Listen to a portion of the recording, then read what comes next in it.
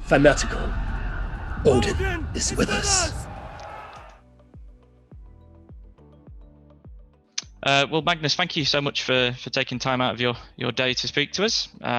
It's a pleasure to have you on, and we'll be talking about the wonderful Assassin's Creed Valhalla, which I'm currently playing through myself, which is a fantastic RPG. And obviously, I've been a fan of the series for some time, and it's great to be back in England and sort of battling through ancient times and seeing how the Saxons and the Danes travelled across the country, causing many a havoc and many a tale. But before we get into that, I'd love to hear a bit more about your career, how you started out, and how you got your first big break.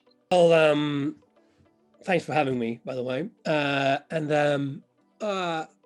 I've been working as an actor for many years now. And I think I had my first big break with The Last Kingdom, which was my first international gig, and a big gig as well. Yeah. Playing Canute in season 3 and later season 4 as well. So I think that was my big break. But I've been working as an actor in Denmark for many years and doing all kinds of stuff, a lot of theater and films, television series, and I've been teaching as well. So I've done a lot, but The Last Kingdom was the kicker. Yeah, the big one. Yeah. So how did the Valhalla job come about? How did you first hear about it, and how did you first get involved with Ubisoft? Well, my agent sent me an audition, or a self-tape audition, for this animated series called The Black Wolf Saga, which was to be shot in Canada. Okay. And I think it was 10 or 12 episodes. I'm like, oh, that sounds pretty cool. So I auditioned for that, and I heard nothing for a couple of weeks, and then my agent called and said, so remember that self-tape you did for, yeah, I remember, yeah. So they want you to come to London for a couple of days and do auditions with a selected few. And we just found out that the producer of the series is Ubisoft. So this could be something else, but we don't know. Okay, pretty cool, but still also weirdly alarming doing an audition for something. And then when they call, you get the call back, it's for something else. What if I hated games, for example? It's like, no, I'm not making a game. But I flew to London not knowing exactly what was up and down. And then I walked into the room and was met by Darby McDevitt and a couple of other directors. And then it was kind of obvious that, so this is the next Assassin's Creed, and they didn't have the name at that point. Yeah. It was called something else that I'm not sure I'm allowed to talk about. Okay. A lot of things that has been changing during the last, I've been on this project for more than 1.5 years, and a lot of things have changed. Yeah. In modeling into what it is now. So that was my first meeting with Ubisoft in London. 2 days of auditioning there. Okay. So not only did you lend your voice to the male version of Eivor, but also from some screenshots and videos I've seen, you did some motion capture work as well. Yeah, I did almost all of the motion capture for Eivor in the game. We shot that in Montreal, in the Alice Studios in Canada, which was really cool. I love doing motion capture. Yeah. Yeah. How challenging is that with motion capture compared to your usual acting out of the stretchy suits? Yeah. It's weird, or it was weird in the beginning, the first couple of days, but especially my first day shooting, was just weird because a week before I finished shooting The Last Kingdom season 4, so I jumped on a plane and flew to Canada to do the first scenes of motion capture for Assassin's Creed Valhalla. And first of all, I had to clean shave Okay. So I came from being a Viking to being a little boy, a little ginger boy in a stretchy black suit. That was the first thing. So they stripped the Viking off me, and then I just sort of had nothing other than a helmet with 4 cameras on in a big empty room, and I had to cope with that in the beginning. I remember just going, "What the hell?" But because I was used to sitting on a big stallion and having an army of stunt guys behind me and looking like a billion because I've been in makeup for 2.5 hours. Now my makeup time was 0. So I had to just kind of get the feel of that, finding the character in that, because I knew how I wanted Eivor to be, but it's like shooting the rehearsal, where you're not wearing the costume, you're just going in, oh, let's do that, let's try this, but there are 4 camera guys walking around with steady cams and 100 cameras in the ceiling shooting that rehearsal, and you don't have a second chance, So I just have to find out how and what, and it helped me having props. So having a belt with an axe and walking around with a bow and stuff like that just gave me some sort of self-belief in the character, because it's all about cheating yourself to just live, because what you want to get on camera is just me reacting to stuff. It's my emotions, it's me going through all that. You don't want me going through, remember your Viking, remember your, that's that's not it. I have to just let that go, and it just helps when you get the armor or the makeup or the scars in your face, and when you put on a horse, you suddenly forget everything else because you're just on a fucking horse. But there's no horses in in the studios in Montreal. You can sit on boxes, and that will film just like a horse. But when I kind of got past that, then it was just a gift, because everything is possible when doing motion capture. There's just, they can just create it, and that is freedom for an actor. Also, because of they're always these 4 guys and girls filming. They get the scene from all angles, also with the 100 cameras in the ceiling. So if you make a good take of a scene, you have it. You're gonna have to, let's turn around, we'll do it from the other side, you're like, no, that was pretty amazing, let's just keep that. So you probably wish that 100 cameras were following you around on set on the Last Kingdom then. Yeah, but that would be crazy. But it's nice. It's really nice when you just, because sometimes it's just there, that take was just, everybody was just picture perfect on it. And then, we had some technical issues. We had to do it again. It's like, oh, fuck, man. So we have to dry the cheers off, and we have to get, but that was a really good take or whatever, But I smashed the table. We don't have another or whatever. Stuff can happen when you improvise, But anyway, back to the original question. It was cool. It's fun and very different. Yeah. But a final thing, because you're wearing this helmet, but you have 4 cameras. It's called you have these 4 cameras in front of you. Mm-hmm. You can't get close to the other actors. You can't get closer than this. This is like the maximum. Okay. Because otherwise the helmets will collide. And then the cameras will just go, and then it's just cut for technical. I heard that a lot in my first week, because I like to be right here up your, Also, Eivor, you told me you played the game. Eivor is a very interesting character, and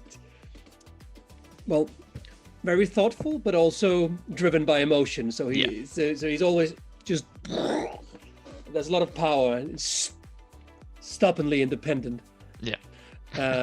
Won't take no for an answer, you know. So so there's stuff you have to learn, but it's just like riding a horse. You have to understand what you're doing, and then it's actually quite easy. Yeah. If you like the animal. So fans of the Last Kingdom TV series, as you mentioned earlier, will recognize you as Canute. I've been practicing how to say that for about a week, just to make sure that I didn't pronounce it quite wrong, because there's 2 letters in there which could have gone very wrong in the English language. No, it's not an anagram. It's not. That's fine. A lot of people think that the character kind of should be that anagram. Oh. But I don't understand that, because I think he's a good guy. I like Knut. I never play a bad guy. He's just, he's just ambitious. Exactly. If I look at the character being evil, I can't function as a human being knowing that I'm evil. I can know that I have flaws. I can know that I'm. Yeah. Maybe it's not healthy that I like to pick the wings out of insects, but I don't see myself as evil, whatever it is, because then it's, I think the portrayal will just be too dull, 101. Just in Denmark you say cheese on cheese. Okay. I don't know if you've heard that saying. I've not heard cheese on cheese now. No, it's like it's fine with cheese. You don't have to put cheese on it. Yeah. Yeah. With your role as Canute, and obviously it being a Viking-based scene and scenarios, when going into this project, in terms of revision, style, approach to the character, did that experience with The Last Kingdom help you with Valhalla? Yeah, it helped me a lot. I'd been in the mindset of a Viking for, I think, 3 years, working on that series, and so I'd done all my research. Obviously, I'm a Dane, so yeah, I knew a lot. That's like my cultural inheritance. So the Nordic mythology is part of me. I've read the saga since I was a kid, so I knew all of it, but I had to dust some of it off, and I had done a lot of that work prior to and while doing The Last Kingdom. So obviously I had to do some other work for this game. Darby McDivitt, the narrative director, gave me a book called The Viking Spirit by Daniel McCoy, which is a really good book, and that goes into the deep, into the depths of the Norse mythology and the gods and also just the religion of it, and also the people living back then and how they worshipped and how they lived. And I looked at that. Also, I had to look up some other gods for Eivor than I had for Knut. Okay.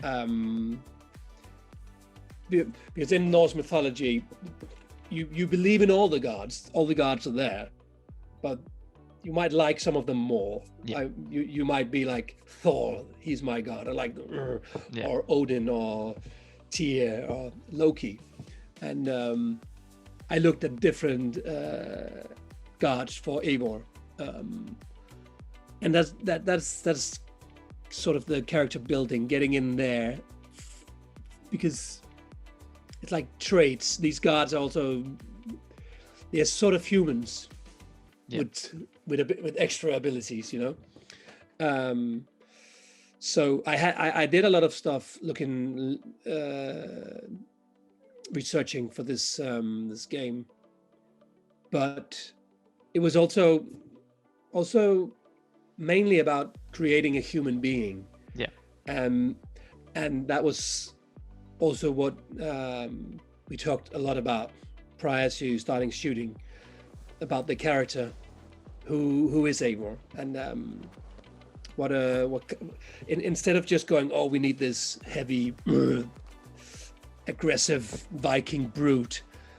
We wanted to make something else. We wanted to make a person that you would want to follow, a person that you would fall in love with, and a person you would want to lead you or make alliances with, and also be very afraid of, but not all the time, you know. Yeah. And I think that was sort of also what they liked about my voice quality, since they ended up choosing me for this this role. Yeah.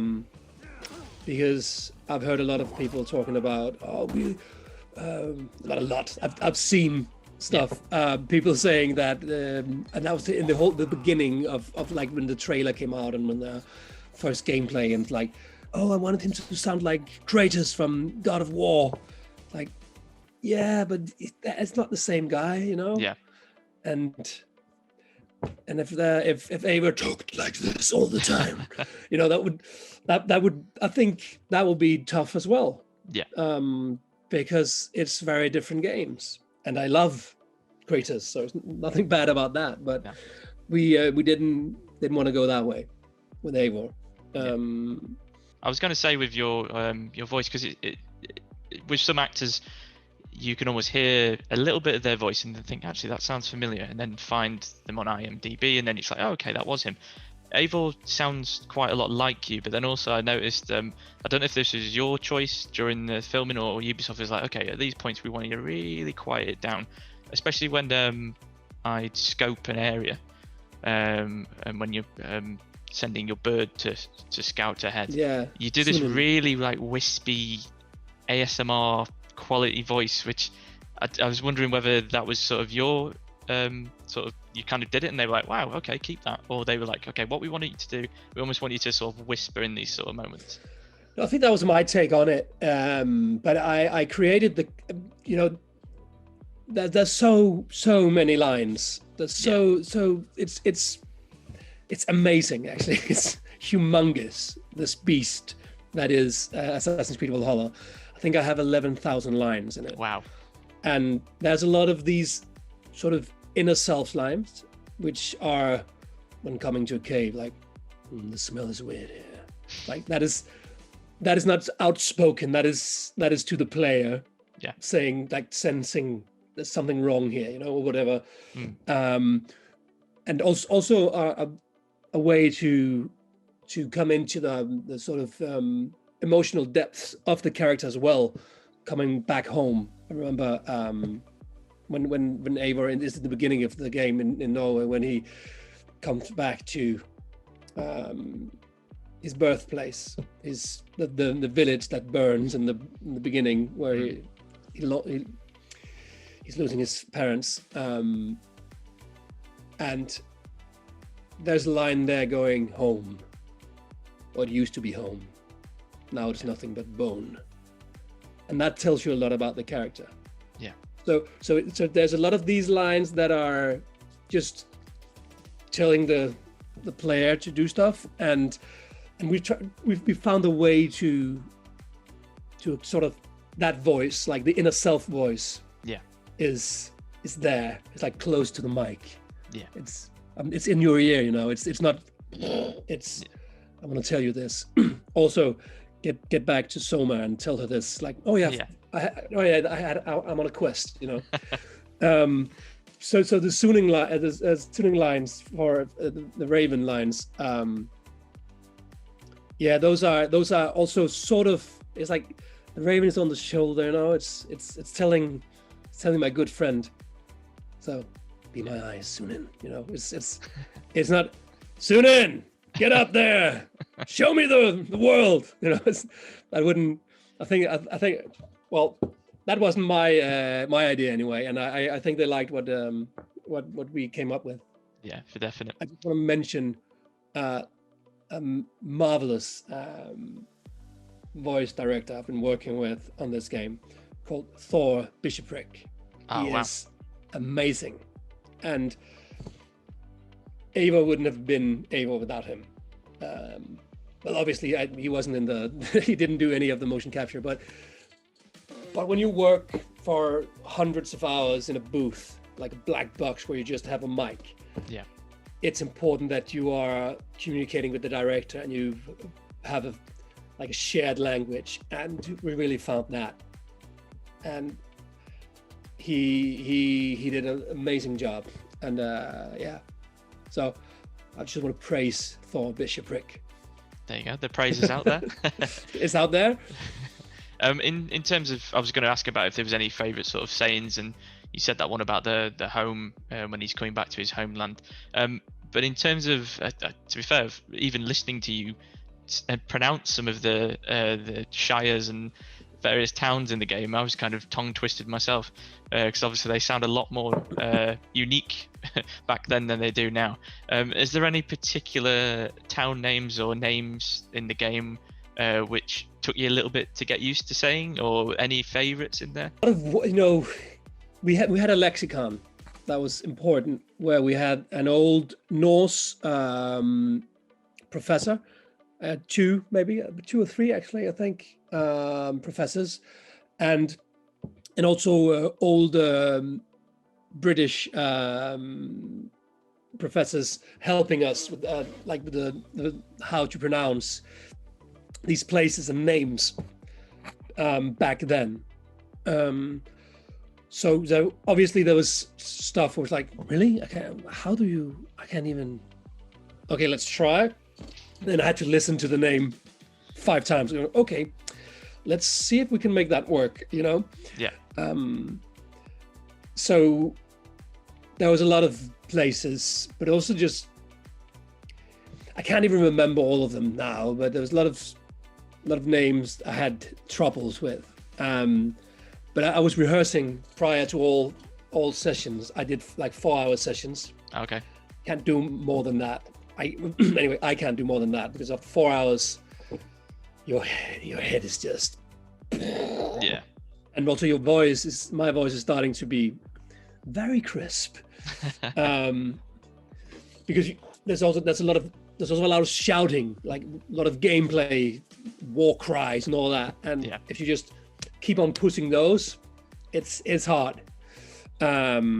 They want you to be able to speak for 4 hours the day afterwards.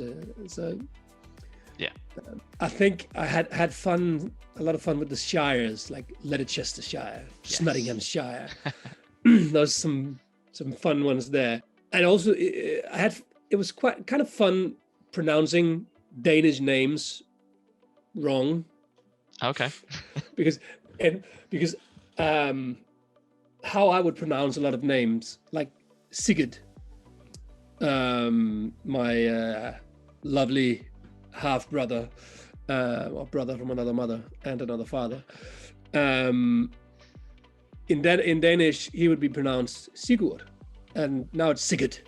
Yeah. And so they're like, okay. And the same with that. This is the Last Kingdom, though. But we talked about Canute, and in Danish that is Knut. Oh, more sharper at the end. Yeah. It's just Knut. It's like a soft D in the end, and it's like it's weird Danish word, but you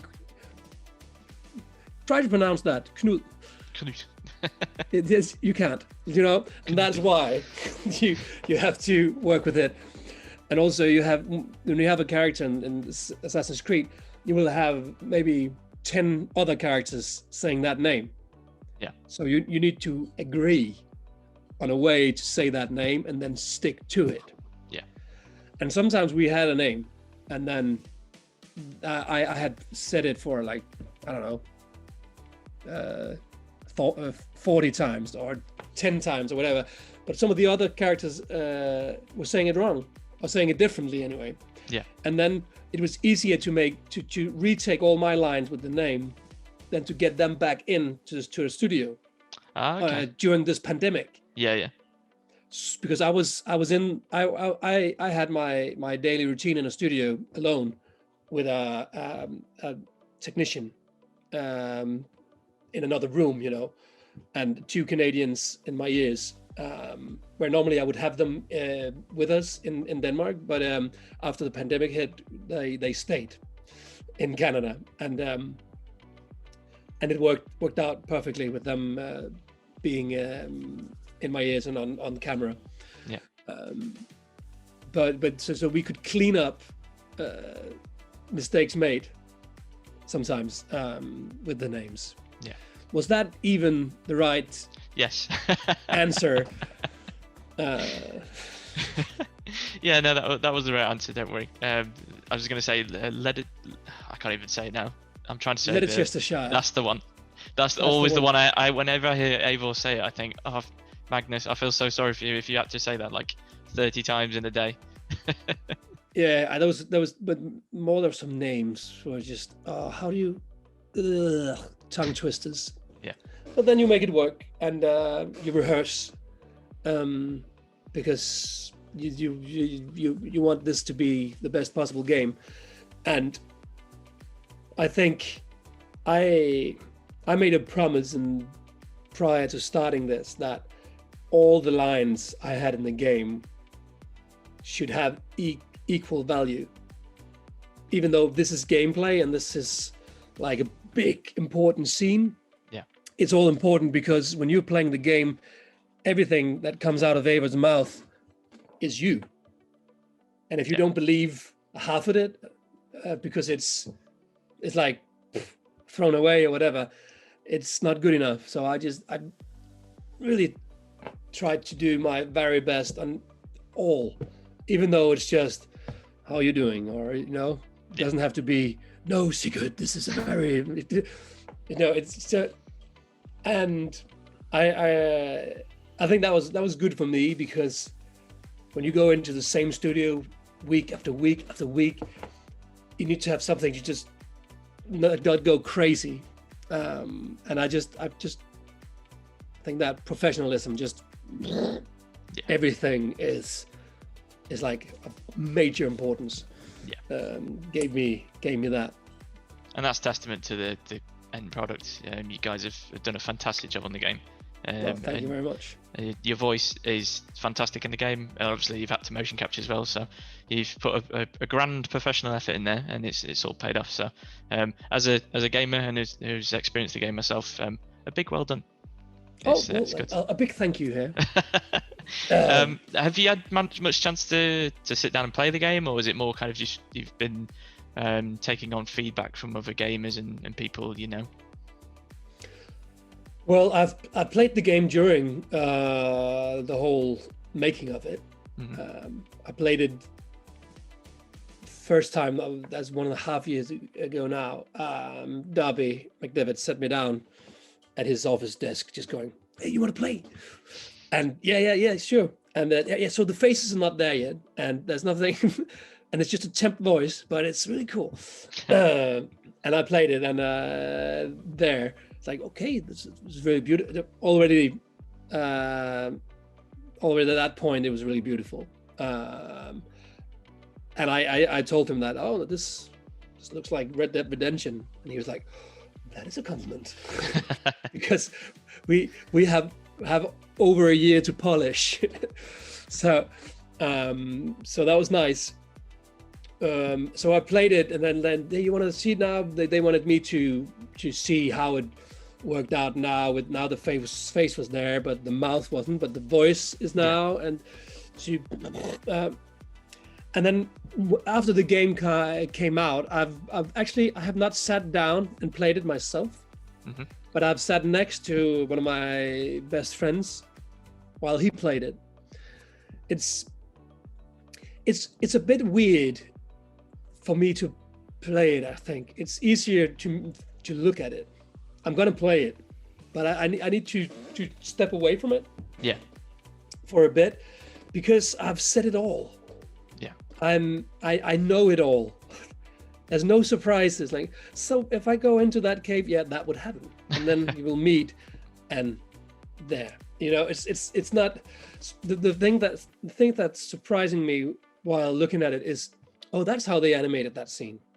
It's like, because all the motion capture, I know exactly what I did, and when I turned around and lowered my voice and talked to my people, and then I put my axe in the air, and then I turned around and shouted something. I know all the micro bits because I did that. Yeah.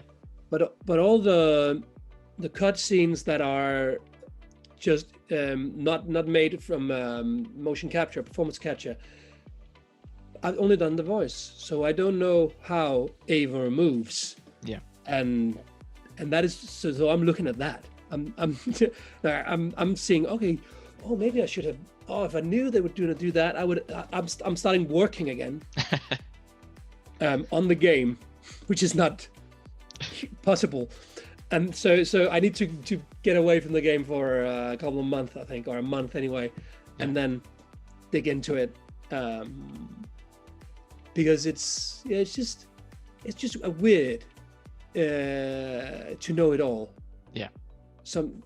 Because when I'm watching stuff a TV series, when I'm watching The Last Kingdom, for example, I know what I did, but I haven't been there for all the other scenes. Yeah. So I'm watching my amazing, talented co-workers.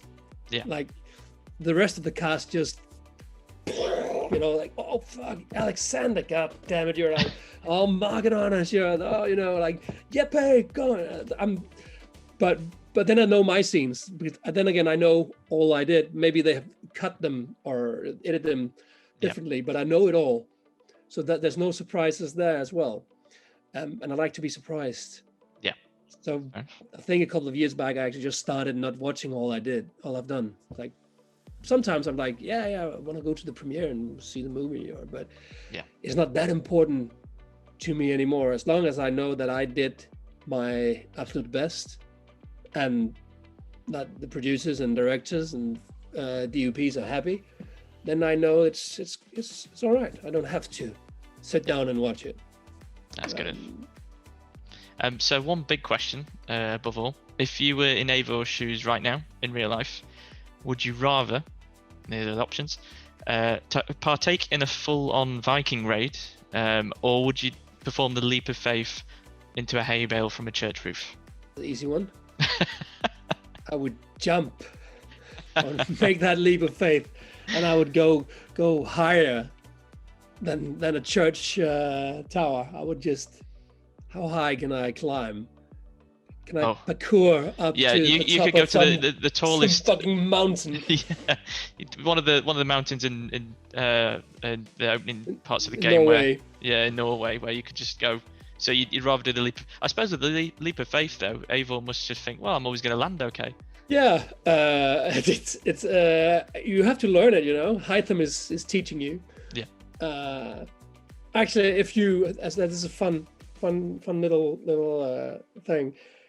When learning the leap of faith by Hytham, if you just stay in the hay after landing, not moving yourself, Hytham will think you died. Oh, really? Yeah. He will go, oh no, not. Oh. So just a fun little extra thing. Oh, I didn't know that. No. I'm gonna have to do that. I'm gonna have to revisit that section and think that he's gone totally wrong. There's a lot of like small Easter eggs all around in the game. Also for the whole lore of Assassin's Creed, there's a lot going on in this game. Yeah. I love the "Smack the Bishop." I think is my favorite song. Yeah. Yeah. That was fun, especially when you like Prodigy. That's a fun little one, yeah. Oh, you're a fire starter, aren't you? We saw recently on social media that you'd finished filming part of the DLC, Wrath of the Druids, I believe, is the first DLC. I know you sworn to secrecy, and I'm not expecting you to tell us the grand scheme of things and what's going on, but is there anything you can tell us that we can expect, or where we'll be visiting? You're going to Ireland. Okay. Which is, I think that is already out there. I think one of the best experience of making that DLC was the Irish language.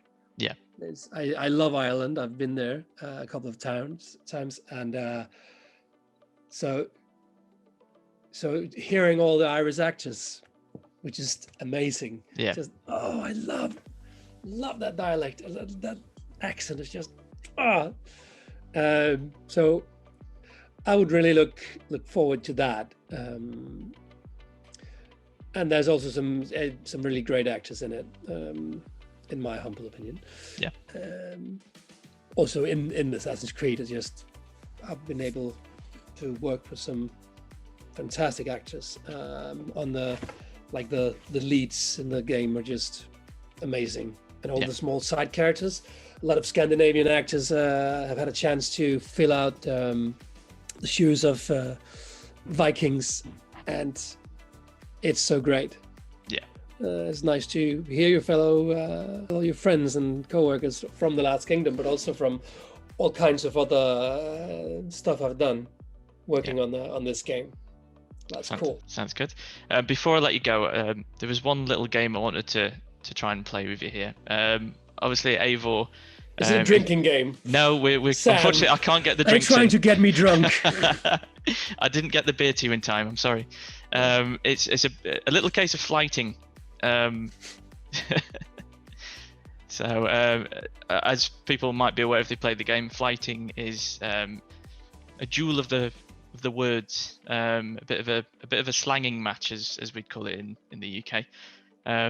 Now I wanted to put a line to you in flighting and see if you can hit me with your best response. Oh shit, man! Now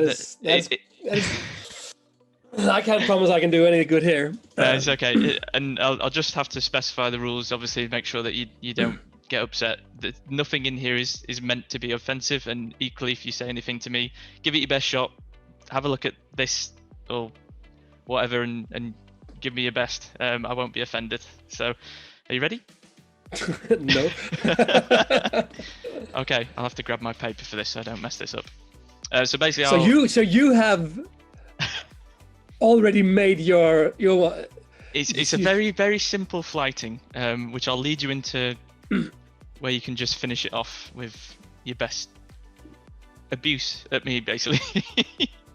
So let's try this. Okay, no offense caused to anyone, by the way. You played the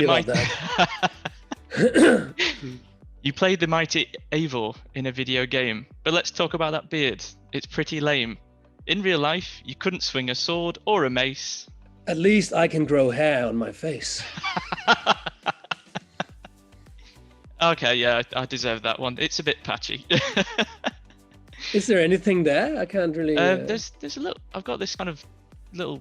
5 o'clock shadow there. Yeah. Well, not even 5. I thought it was. I thought it was food from your lunch. I'm setting myself up here. Oh, Magnus, thank you so much for speaking to us. It's been an absolute pleasure to speak to you. I'm a big fan of the game, a big fan of your work in this and the Last Kingdom. So as soon as I got this opportunity to speak to you, I had to take it. Yeah. I'm happy to help out and enjoy the rest of the game. Yes. How many hours were you in? Oh, I think I'm like 40 to 50 hours in, and I'm probably still nowhere near. So where are you now? I've just taken control of the equivalent of Oxfordshire at the moment. Okay. So it's starting to get quite juicy with your half brother's character, and obviously certain paths that he's starting to go down, and it's starting to. I can see the plot is starting to unravel now, and we're starting to see where that's going to go. To be honest, I've been too busy running off to play Orlog and drinking games. Yeah. I love that game.